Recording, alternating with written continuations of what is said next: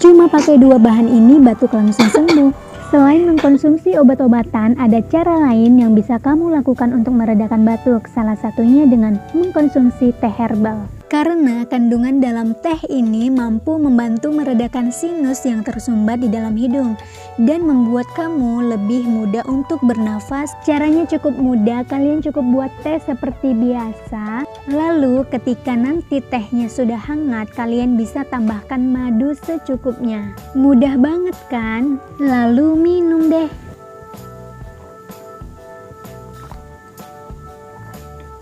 Minum minuman ramuan ini sehari 2 kali, insya Allah batuk kalian akan sembuh.